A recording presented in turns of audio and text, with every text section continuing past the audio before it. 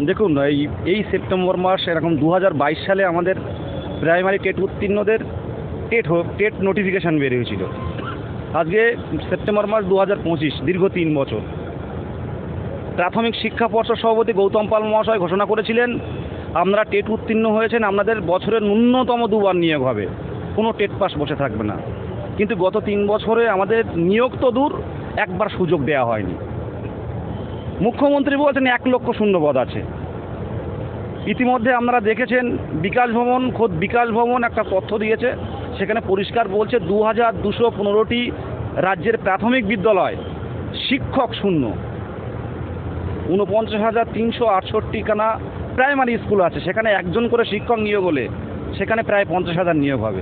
আজকে শিক্ষামন্ত্রী যে প্রেস কনফারেন্সে যেটা বললেন, এটা আমরা এই গত 3 বছর অপেক্ষা করে থেকে ওনার কথা শুনে আমরা মর্মাহত। তাই আমরা বিধানসভা অভিযান করে ওখান থেকে আমরা শিক্ষামন্ত্রীর বাড়িতে গেছিলাম। শিক্ষামন্ত্রীর বাড়িতে গেছি, সেখানেও একটা পুলিশি হেনস্থা। সিস্টেম চেঞ্জ করে ফেলছেন আপনারা, পরিষ্কার করে বলছি গণতান্ত্রিক সিস্টেমে একটা নির্বাচিত সরকার তাদের দায়িত্বের মধ্যে পড়ে।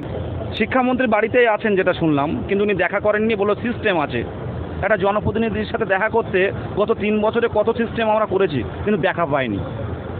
আজকে এইভাবে যদি চলতে থাকে, 23 জেলার প্রত্যেকটা টেট উত্তীর্ণ প্রত্যেকটা হবু চাকরি প্রার্থীর বুকে কিন্তু একটু একটু করে ক্ষোভ জমছে।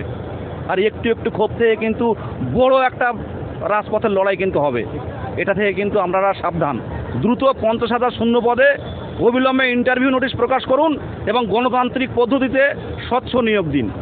বিদেশ গাজী 2022 প্রাইমারি টেট উত্তীর্ণ হবু শিক্ষক।